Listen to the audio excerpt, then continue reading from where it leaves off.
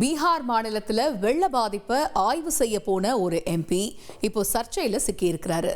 அப்படி அவர் என்ன செஞ்சாரு அப்படின்னு பார்க்கலாம்.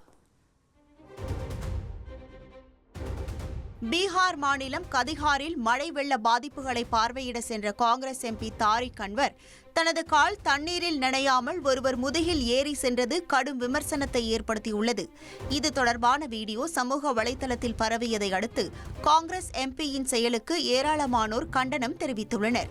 இதனிடையே உடல்நிலை சரியில்லாத நிலையிலும் வெள்ள பாதிப்பை பார்வையிட சென்றதாகவும் அன்பின் வெளிப்பாடாக மக்கள் தாமாக முன்வந்து முதுகில் சுமந்து சென்றதாகவும் எம்பி தாரிக் அன்வர் தரப்பு விளக்கம் அளித்துள்ளது.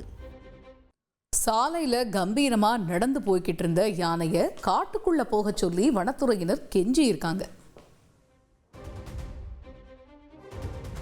கோவை அருகே மருதமலை பாரதியார் பல்கலைக்கழக சாலையில் ஒற்றை காட்டு யானை ஒன்று சாலையில் நடந்து வந்ததால் பரபரப்பு ஏற்பட்டது.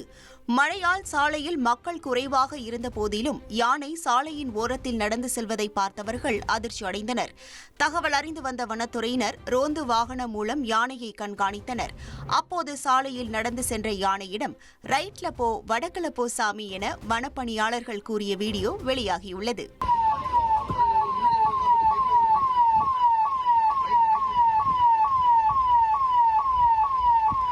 ரைட் போப்பா, ரைட்ல போயா,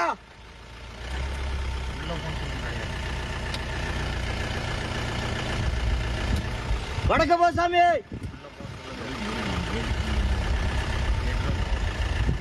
வண்டிய முன்னாடி. இனி செல்லும் இடமெல்லாம் செய்தி. தந்தி டிவியின் வாட்ஸ்அப் சேனலை ஃபாலோ பண்ணினா செல்ல இருக்கும் இடமெல்லாம் செய்தி. இதோ QR கோட் இப்பவே ஸ்கேன் பண்ணுங்க, ஃபாலோ பண்ணுங்க.